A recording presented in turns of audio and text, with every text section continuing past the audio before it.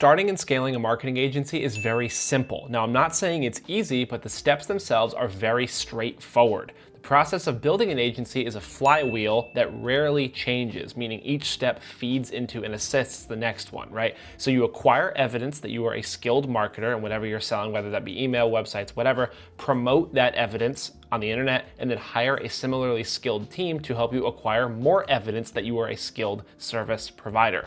So let me be clear, you don't need an LLC, you don't need business insurance, employees, or complicated contracts to start, right? So in this video, I'm gonna demystify everything for you and show you the 5 steps that you need to start a marketing agency from scratch. And by the end, you're going to understand that the path to building your own company is a lot simpler than you might think. If you guys want more clients, more sales, and marketing that actually works, you should subscribe because that's what all my videos are built to help you do.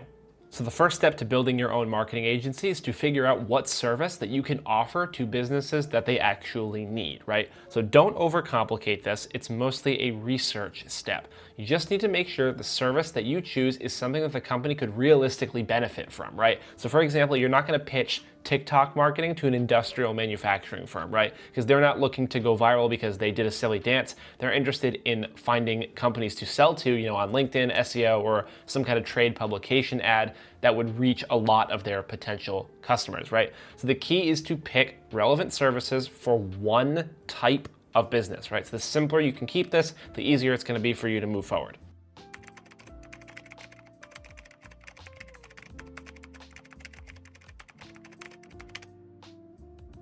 Step 2 is going to be outreach. So this is where most people are going to get stuck. But really it's just about getting in front of people, right? So this is sending emails, making phone calls, direct messaging people on Instagram or LinkedIn, whatever it might be, or even walking into businesses in your town. So for example, my first company worked with local home service businesses, and instead of opting to learn cold email, I just joined local networking groups and attended a ton of business expos and called companies in my state to get clients, right? Remember, this is very simple, but it's not easy. So you might need to send 100 messages before even one person replies to you.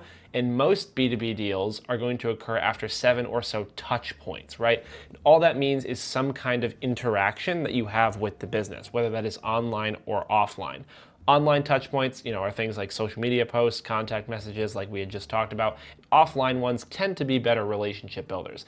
All you need to know is that if you stay consistent, you'll eventually earn opportunity. Step 3 is going to be to land your first client, even if it's free. Now, this is also where a lot of people are going to get stuck because they have absolutely no patience and they want to make money right out of the gate, right?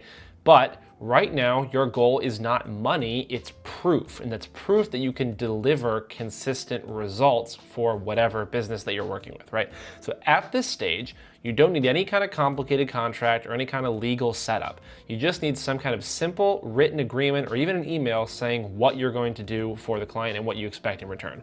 So all the fancy stuff, your LLCs, your insurance, retainers, all of that will come later when you have traction. Because at that point, you're going to naturally learn what it is that you need for your specific service as you start dealing with more clients.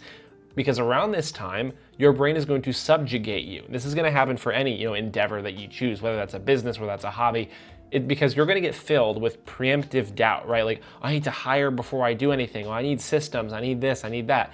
You need absolutely none of that right now. You just need to prove to, number 1, yourself, and number 2, potential clients, that you are a competent business owner and service provider. And the rest comes naturally once you understand how easy all of these things are in concept.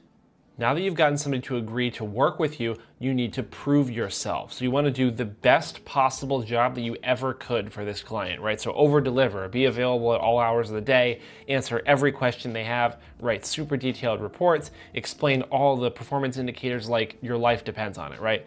Then we want to ask them for a testimonial. Ideally, this is a video testimonial, and you want to bake this into your initial agreement, whether that's an email, a simple contract, whatever.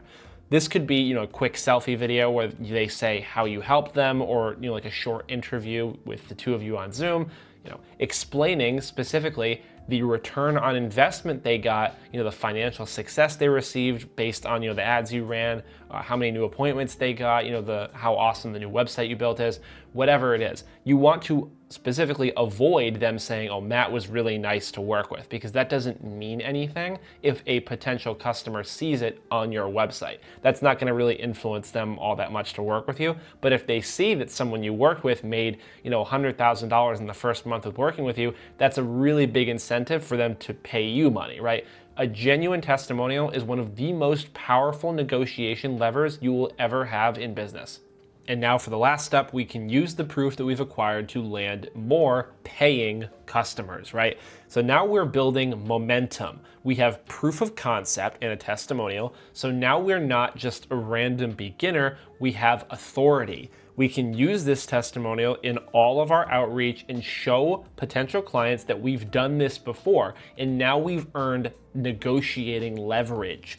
And the more testimonials that you can acquire, the easier it is for a potential client to recognize that you are worth their time and money as a marketing investment. And as you get paying work, all these different things like contracts, your LLC, and maybe even hiring will start to make sense.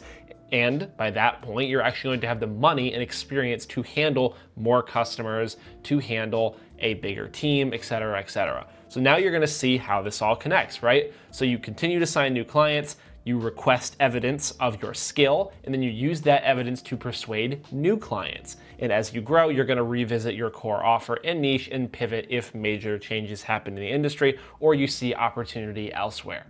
Okay, so to recap, step 1, find a service that people need. Step 2, reach out to those people. Step 3, land your first client, even if it's free. Step 4, over-deliver and get a video testimonial. Step 5, use that proof to get paying clients. It's really that simple. The steps themselves are not complicated, but they're not easy. And the hardest part is just taking the first step. I want you to focus on, firstly, helping people, proving your value, and the rest will sort itself out as you grow. If this video gave you some clarity on how to start your agency, you should hit that like button and subscribe for more videos just like this.